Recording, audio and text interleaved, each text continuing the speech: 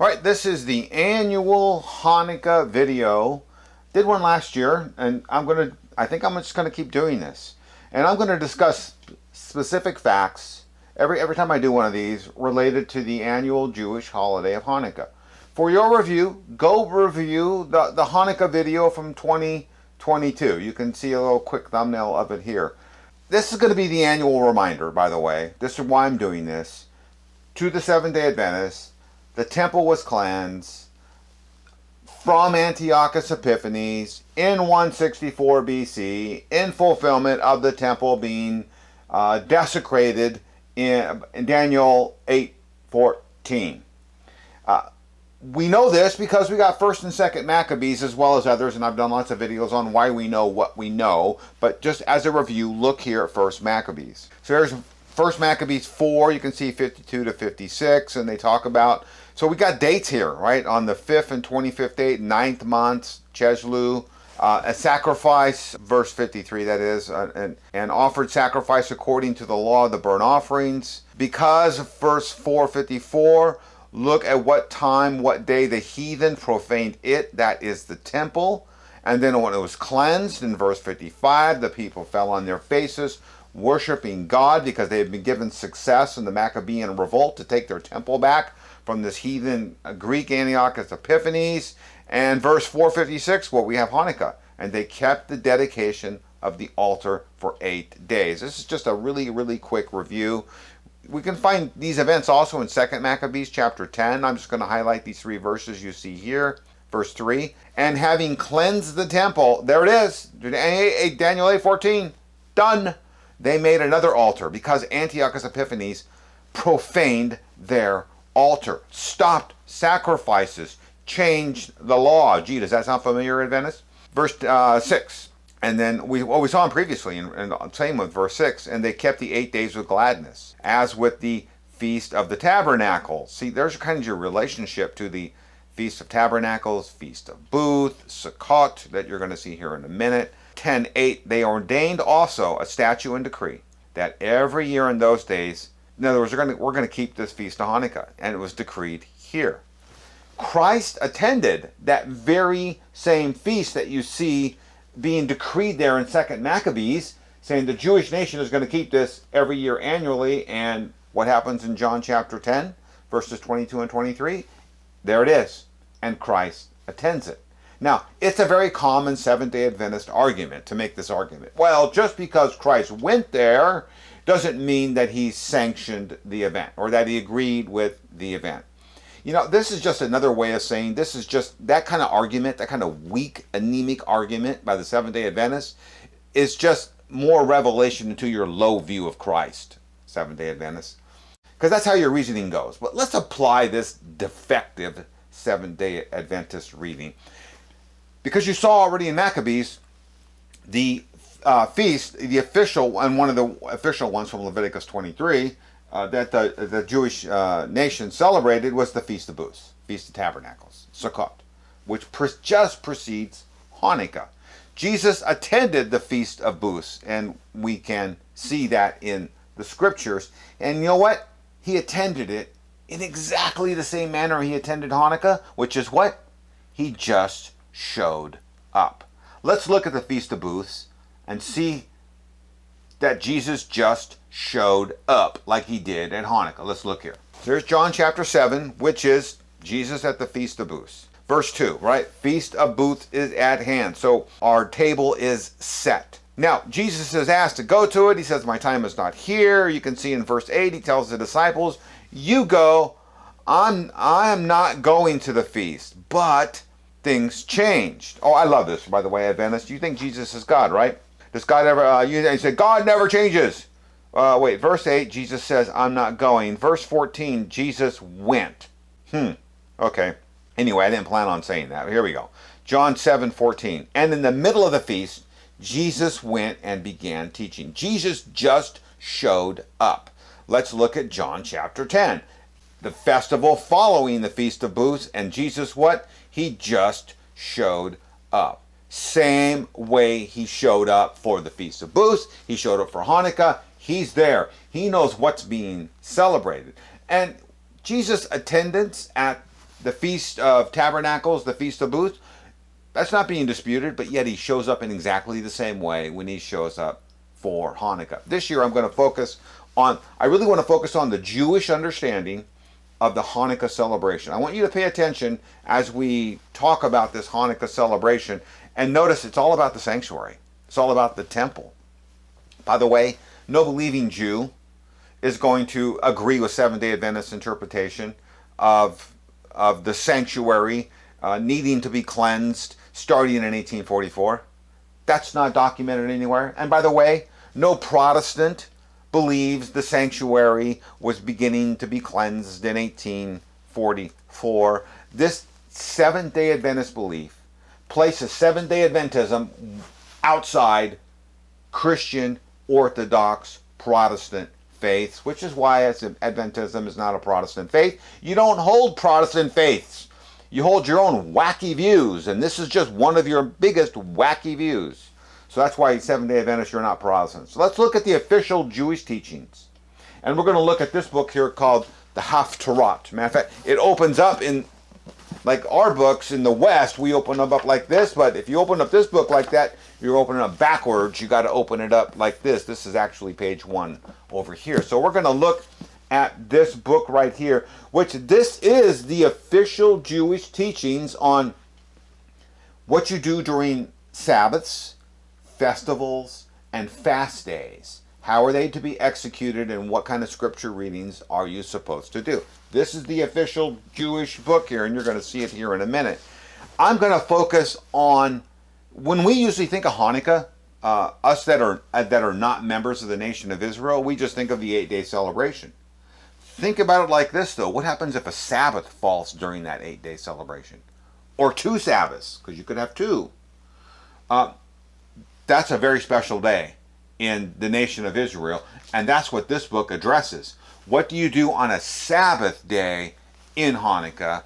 And if you have 2 Sabbath days, well, what do you do? And that's what I'm going to focus on here. So we're going to read from the Babylonian Talmud, which addresses the Sabbath observance. And let's look here. On each day of Hanukkah, they read a section from the portion of the dedication of the altar by the tribal princes in Numbers 7. We're going to go over that. As they read as the Haftarah, which that's the book I just had in my hand, the Haftarot, which you just saw, and it talks about what readings. In this case, it's Zechariah. And then it says, and this is what you're going to do if you have 2 Sabbaths during Hanukkah. Then it kind of opens it up to, this is the directions you're going to do. So there are special scripture readings during Hanukkah if there's 2 Sabbaths in Hanukkah. So you just saw the Talmud reference to this book right here, which is the book, the official Sabbath readings, and what to do on the Sabbath during Hanukkah. We're now going to look at how Sabbaths are observed and focused on Hanukkah. Again, pay attention to what is written in the text here.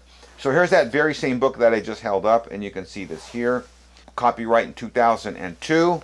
And here it is on the first Sabbath. And you can read here.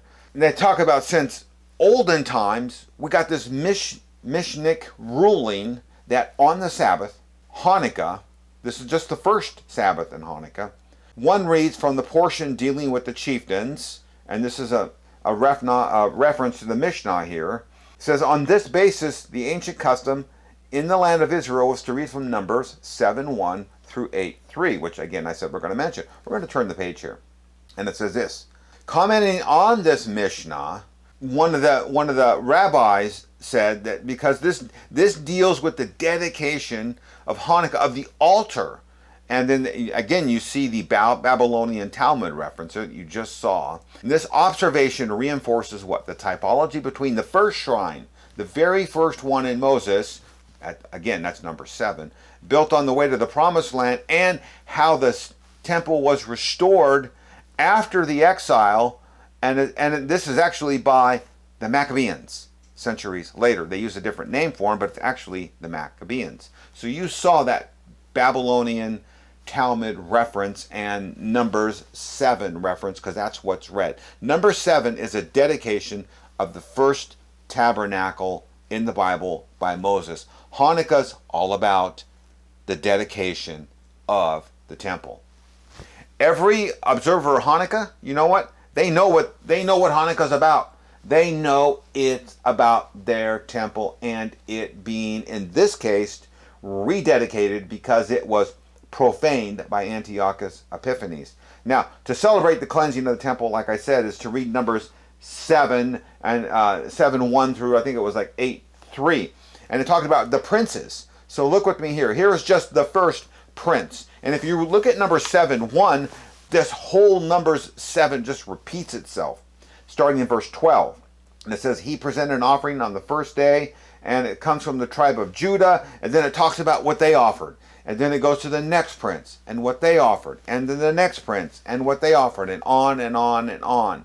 So anyway, what if, now that's what's read on the first Sabbath, but what if there's 2 Sabbaths then? Well, then they have another reading, and this one gets really specific, especially to the Maccabeans. Let's look here in this same book. Here's your reading for the second Sabbath. We're going to turn the page here, and what's it say? It says, these 2 great structures of biblical antiquity, the temple and, well, the tabernacle, are recalled on the Sabbath of Hanukkah. There it is. Hanukkah's all about the temple and or the tabernacle. And then it says what? Because it's Hanukkah, when the rededication of the second temple by the ancient Maccabees is remembered. And then, here's the sad part, and the Messianic temple of the future to be anticipated. Of course, we know the Jews are not looking, do not believe Messiah has come. They're still looking for the Messiah, as we read in their book. So this event, we read in 1st and 2nd Maccabees, it's part of the Jewish Sabbath day observances of Hanukkah. Hanukkah is the annual celebration of the cleansing of the temple. Specifically, a Sabbath day in Hanukkah is a really laser focus on the restoration and rededication of the temple. See, more importantly, Jews attended, that Jesus actually attended Hanukkah celebration in John 10. And everybody knew what the event was for. Jesus knew what it was for, his disciples, and the Jews that were in attendance there that you can read in John 10, they all knew what it was for. So this here, again, like I said, this is your annual reminder, Seventh-day Adventist, that Jesus' attendance at the Feast of Dedication, or Hanukkah, is a direct refutation of this fabricated 1844 judgment beginning, creation of Levitical priest, investigative judgment, Jesus, and the first angel's gospel is false.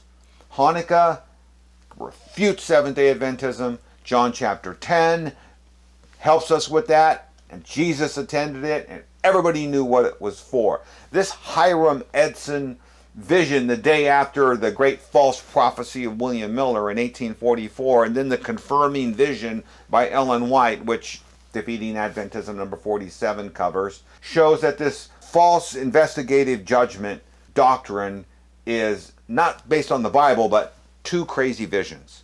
The investigative judgment is one of the pillar doctrines of the Seventh-day Adventist Church, and this pillar is rotten to the core. Hanukkah refutes this Seventh-day Adventist pillar.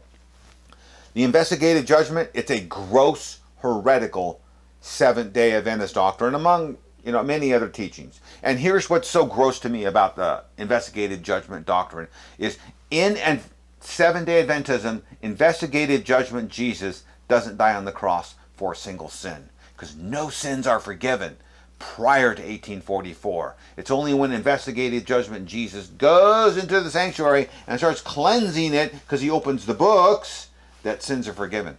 It's a denial of the work of Christ on the cross, and that's what makes it a heretical doctrine. To deny this doctrine of Christ, who came to die for the sins of mankind in the one and final atonement, is to be antichrist. 1 John 2:22, antichrist. Seventh-day Adventists deny the Messiahship of Christ, and Christ came to die on the cross for the sins of mankind, which Adventism denies because they had to create this whole investigative judgment. So, Hanukkah proves the heretical Seventh-day Adventist 1844 doctrine wrong. My message to you Seventh-day Adventists is get out of this false religion. repent of its false Christ that it has given you, and come to the true Word of God and come to the true Christ, which can only be found in the Bible.